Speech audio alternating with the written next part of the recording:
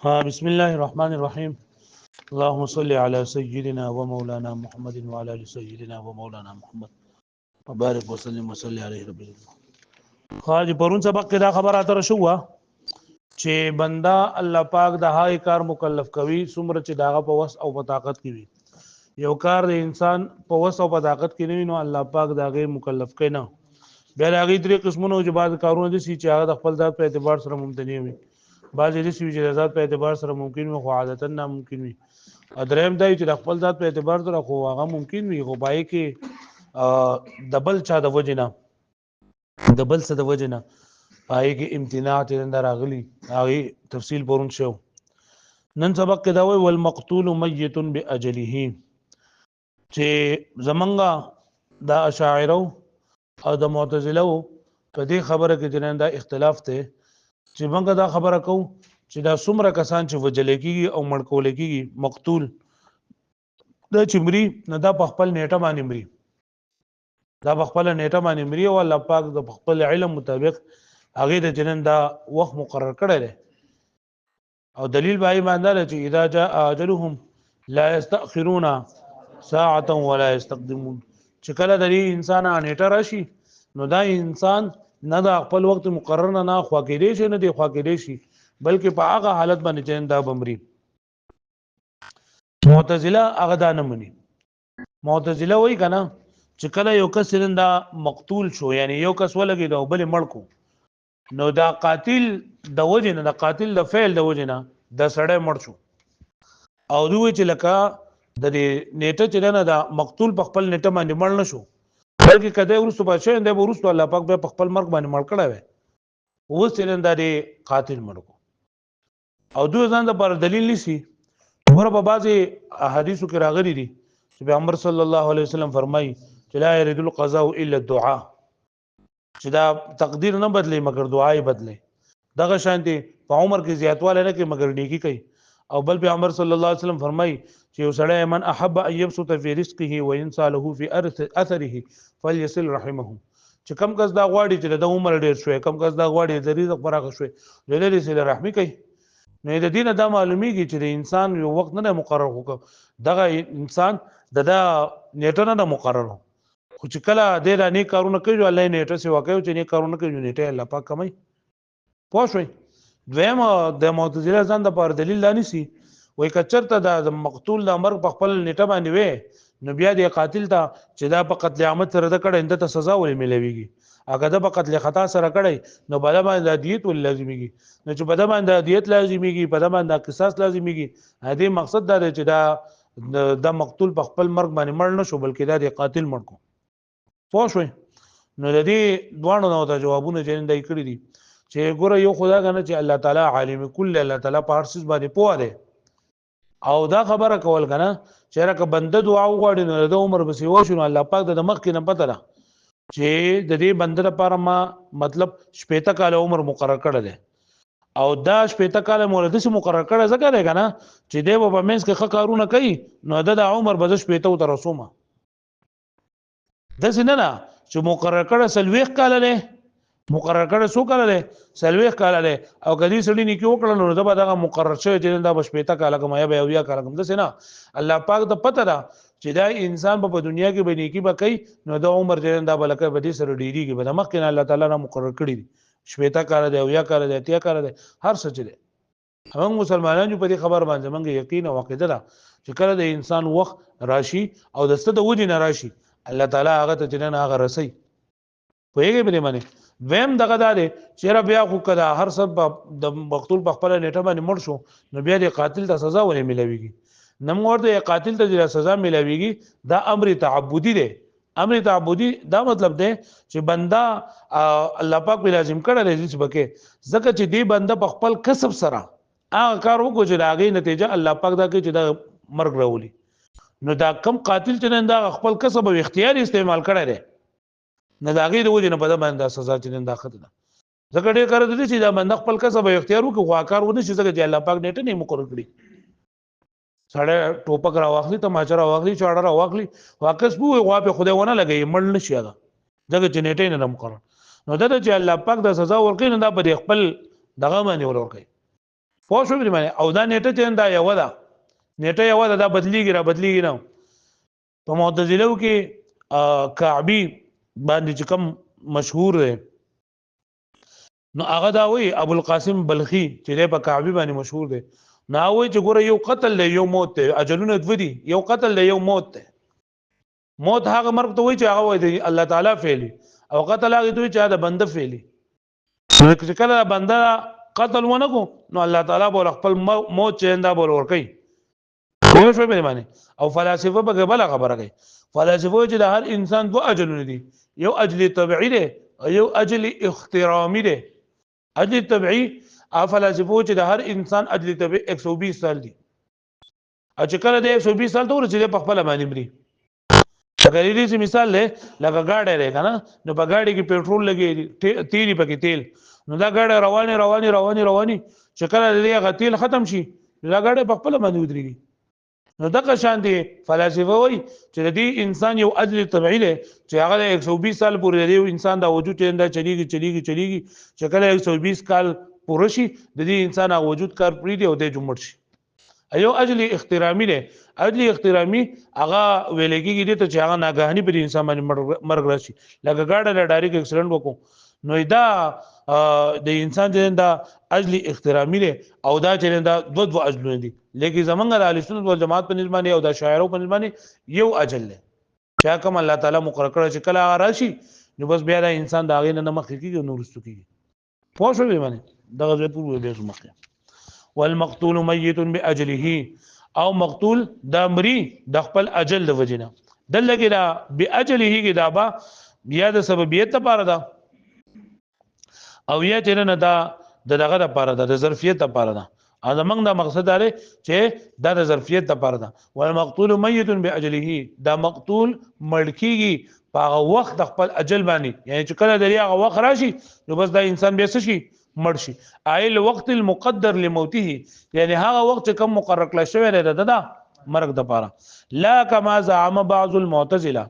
وینا دا چې لکه بعض معتزله هغه دا ګمان کوي من ان الله تعالی قد قطع عليه الاجل چې الله تعالی منقطع کو د دې سره د اجل یعنی مطلب دا کنه چې اجل ورستو خو هغه د قاتل لري سړي هغه اجل دې اندای مخ لنا زموږ د بار دلیل دار چې ان الله تعالی قد حكم باجال العباد چې بشک الله تعالی فیصله کړی دا د بندګانو د اجال او د غیر نیټو علامه علما هغه چې پیجندل شي من غیر تردد په دې کې تردد نشته شک شوبه پکې نشته لري او بیان هغه داري چې الله تعالی فرمای اذا جاء اجلهم کله چې راشي نیټه لري انسان لا يستأخرون ساعه دوبنه مخکېږي راغینه ولا يستقدمون او نه براغینه لا يستأخرون ساعه نه بدو داغینه مؤخر شي لږ ساعت ولا يستقدمون او نه براغینه دو مقدم شي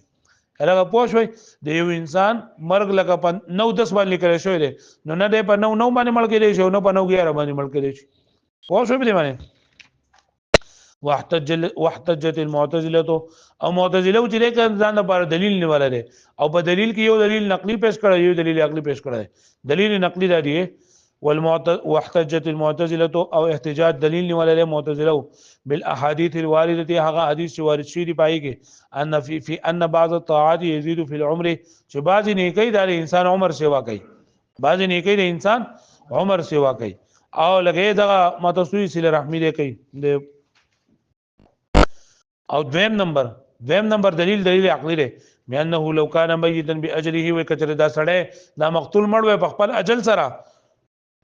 لمستحق القاتل ذما ولا عقابا ولا ديه ولا قصاصا نه بدا قاتل مستحق وي د مذمت د دنیا ولا عقابا د اخرت د عذاب ولا ديه نه په قتل خطا کې د دیت مستحق وي ولا قصاص نه په قتل عمد کې د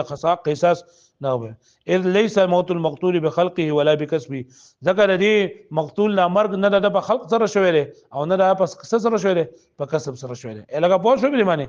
والجواب على الاول د احاديثنا السنه والجماعت اشاعره هغه ورته جواب ورکړي د احاديثنا لأن الله تعالى كان يعلم الله تعالى عند عالم له پوهه به معنی انه لو لم يفعل هذه الطاعه كجردداني کی ونکړه لكان عمره 40 سنه نو دا عمر بسونی سلويخ کلوي لكنه علم انه يفعلها لیکن الله پاک دا پته لري چې با دا نیکی به کوي نو عمر به زه 100 درسومه شپېته د برسومه یو د برسوم الګه پوښو باندې ويكون عمره 70 سنه او د عمر بسوي او یا کلوي فنسبت هذه زياده الى تلك الطاعه نسبت کولېږي دغه زیادت دغه طاعت بناء على علم الله تعالى بنا په دې باندې چې دا الله تعالی په علم کې دي انه لولاها کچره دا نه لما كانت تلك زياده دغه زیادت باندې الګه پوښو باندې پوښوي وعن الثاني او د دلیل عقلی نه جواب ده دلیل عقلی دوی دا وی کنه چې بیا دې قاتل ته سزا ولې ملوي قاتل ته بیا سزا ولې ملوي نو وایي چې من ان وعن الثاني ان وجود العقاب والزمان چې دا موجود دل عقاب او د زمان على القاتل بقاتل ما تعبدي دا امر تعبدي دی امر تعبدي څه ته ویل کېږي تعبد معنا چې غلام د خپل آقا حکم ومني نه د شانتي بندگان دا الله تعالی حکم لري چې الله تعالی لازم کړل ولې لارتکابه المنهي ځکه چې دا انسان چې د کمکار نه منع کړ شو نو دا ارتکاب وکړو وكسبه الفعل الذي او ها کسب کو د هغه فعل دی انسان دی قاتل کسب کو د هغه فعل يخلق الله تعالی چې پیدا کړی دی الله تعالی عقيبه رسل لنا چې هغه الموت مرد به طریق جری العاده په طریق د جاری کېدو د عادت نه فان القتل فعل القاتل كسبا وان لم يكن خلقا واذا قتل دی قاتل فعل دی د کسب په اعتبار سره اگر چې د خالق نه نه او دا کار چون کې دنه صادر شوی دی ځکه دی دغه یلکه پوښو بلی معنی یعنی د چې دا اراده کړی دا د چې دا ټوپک راغستل لري تماچې راغستل دا او انسان ته نیول نه دا خو د خپل اختیار سره کړی دي کنه نو چې هر څه په خپل اختیار سره کړی دا سزا ول الله پاک څخه ور کوي نور مرخ هغه الله پاک مقرر کړو چې نه بکیږي دا پوښو بلی معنی والموت قائم بالميت مخلوق الله تعالی وزدي نه دا خبره کوي کنه چې دا مرګ چې کنه نه دا وجودي سیس دی او که ادمي سیس دی مرګ دا وجودي سیس دی او که ادمي سیس دی نو دا شارع ماتینوم دی طرف ته او دا هم دی طرف ته دي چې لکه دا مرګ دا وجودي سیس دی ځکه الله تعالی د مرګ مبارک فرمای الذي خلق الموت والحیاه الله تعالی مرګ او ژوند پیدا کړ کوم څه چې پیدا شي نه موجودي خو اکثر مشایخ هغه دی طرف ته دي چې دا مرګ دا ادمي سیس دی یعنی د دې سره د انسان شتواله ختميږي معدوم سیس دی نو بیا وی الذي خلق الموت والحیاه معنا سره نو موږ چې دلته خلق په معنا تقدر باندې چې الله تعالی مقرر کړی دی مرګ او ژوند لکه پوښوي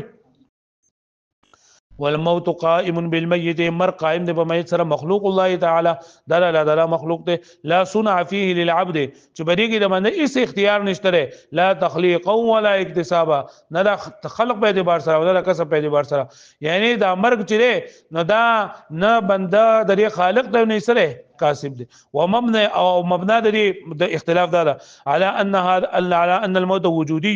چې دا مرګ دا وجودي سیس دی بدلیل قوله تعالی خلق الموت والحیاه والاکثرون او اکثر خلق داري على انه عدمي چاغوي چې دا مرګ عدمي سیس دی او د دغه آیات معنا الذي خلق الموت والحیاه معنا کوي چې دغه خلق په معنا قدر دی ومعنى خلق الموت قدره لکه پوښتنه ویلې باندې والاجل واحد اجل چې نه زمونږ اشاعره باندې اجل یو دی یو اجل له او معتزله دا وایي چې دوه اجلونه دي یو قتل له یو موت ته موت د الله تعالی فعل له او قتل د چا فعل له د بنده فعل له او فلسفه وایي چې دوه اجلونه دي یو اجل طبيعي له یو اجل اخترامي له لکه پوه شو به معنی والاجل واحد او اجل چې دا یو دی اجل یعنی رقم وجه نه چې انسان مرګي وخت مقرر دا یو دی لا كما زعم الكعبي نه دا چې لکه څنګه ګمان کړل دی کعبي نه مراد ابو القاسم بلخي نوم دی او په کعبي باندې مشهور دی غټ معتزلی دی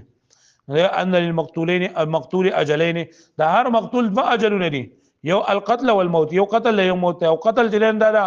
یا الله تعالی د انسان فعل له او موت چې دا چا فعل له دا الله تعالی وانه لو لم يقتل وکچره دې مرشوي نه دی قتل کړي نه چا نو لا عاش د بجوان تیر کړه الى اجله الذي خپل اجل ته چا موت ته لکه پوه شو به معنی نو دا قتل چونکه د انسان د وجه نه شونته ته سزا ځکه ملوي لا كما زعمت الفلاسفه وان دا چې ګمان کوي راغي فلسفه څه وای ان للحيوان اجلا طبيعيا یو د حیوان د لپاره اجل طبيعي څه ته وای او هو وخت موته چې هغه وخت د مرګ دره به تحلل رطوبته چې دا دغه رطوبت ختم شي وانتفاء حرارته الغريزتين او د دغه حرارت ختمېدل چې کوم د فطری دی یعنی فطری معنی یعنی د فطرت مخلوق الله تعالی چې په دې کوم رطوبت پیدا کړل کم حرارت پیدا کړل د 120 سال د جری ورسی نو هغه رطوبت په بدن کې ختم شي هغه حرارت په بدن کې ختم شي او بدن باندې په خپل مرګ راشي دا د ویل کې اجل طبيعي ادم د اجل احترامي چې د ناسابي مرګ راشي اکسیډنټ وکړو وسوځي دا واجل احترامي او دویم اجل چې نه هغه احترامي دی احترامي ناګهاني بعزب الافات والامراض چې هغه راځي په طریقې د آفات او امراض سره لکه پوه شو بنه آفات نه مراد لکه د کوټې نه را ورغړېدو یا به کور را گزار شو یا وسوځېدو یا قتل شو بل لکه پوه شو والحرام رزق د دې ځنه یو بل اختلافي مسله زمونږه د شاعر او د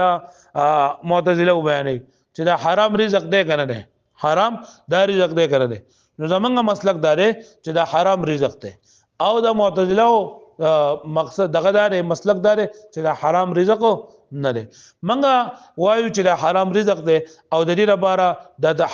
د حرام دوه تعریفونه ذکر کړی دي چې دا حرام زکه رزق دی چې رزق هغه څه ته چې الله تعالی بندګانو ته رسي الله تعالی د خپل حیوانو ته رسي یعنی کم چې زنده سری دي هغه ته رسي وسته چې زنده سره ته رسي نیا به دا کله حلال کله به حرامي نه هر څه چې الله پاک دی بنده ته ورګي نو هغه یا به حلال یا به حرامي کنه بنده ته ورګي یا سارو ته ورګي هر چا چې په کم ساواله سیس دی هغه دا الله پاک لازم کړی چې رزق ول ورګي هدا چې دا کوم رزق ورکول کېږي یا به حلال یا به حرامي او چې رزق ورکې نه حرام هم د سره دا رزق ته پوه شوي او دویم رزق دې ته ویل کېږي چې بای باندې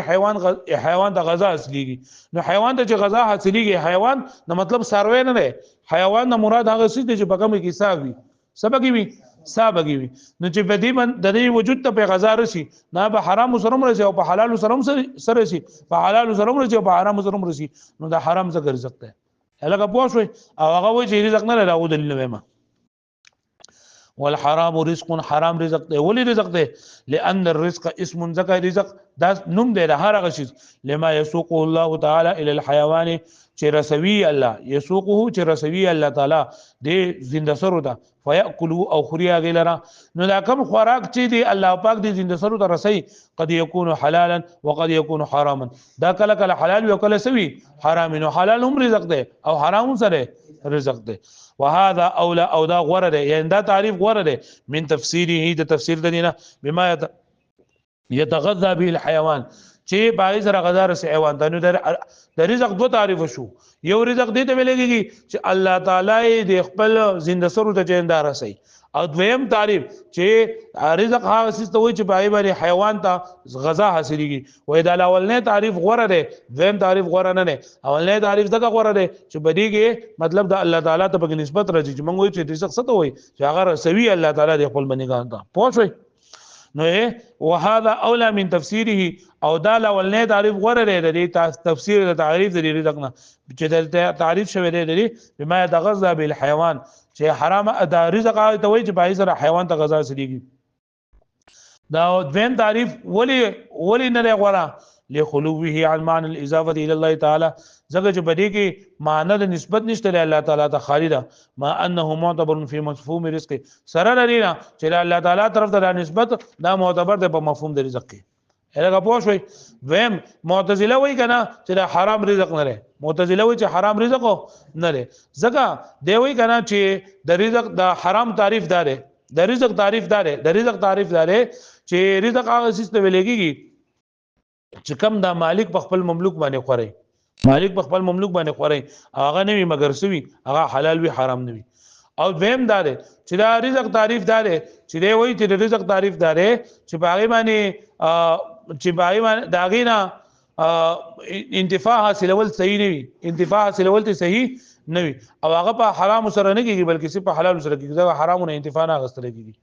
پوه شئ لیکن د دې نه جواب دا دی کنه چې ګوره الله تعالی فرمایلی دي چې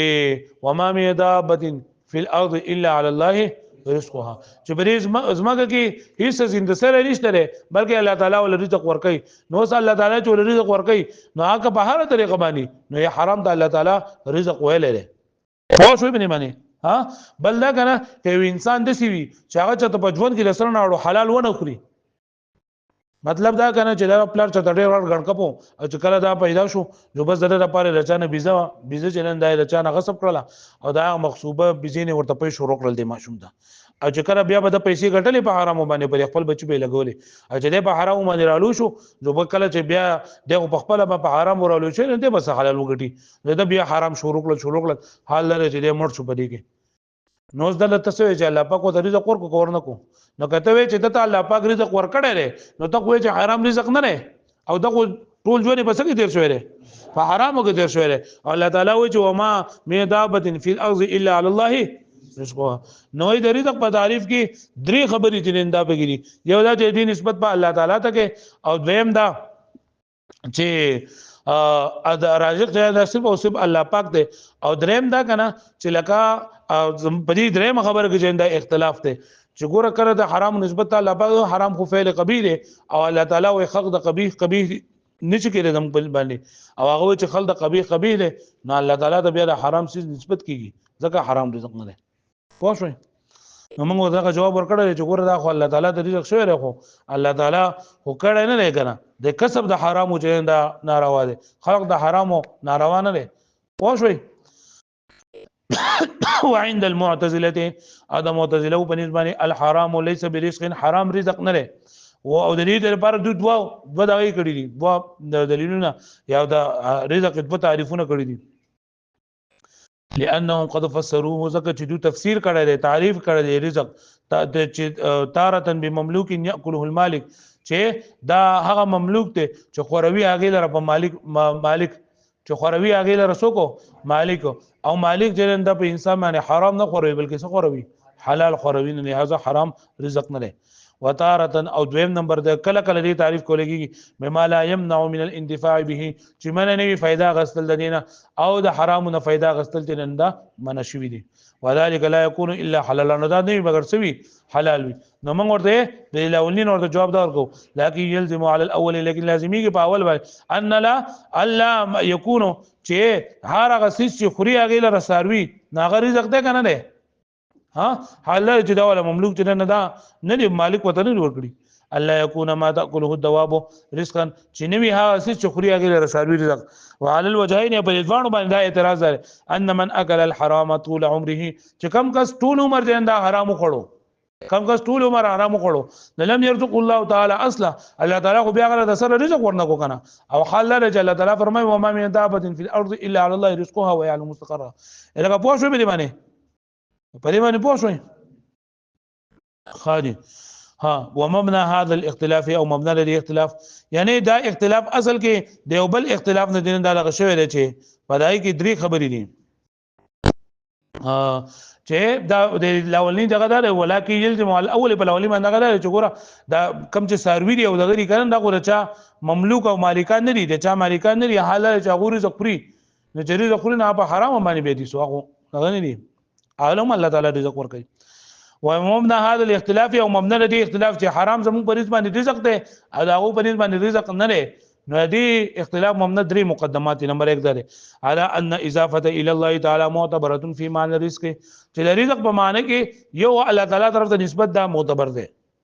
دویم نمبر وانه لا رازق الا الله وحده چې رازق نه مگر سو کی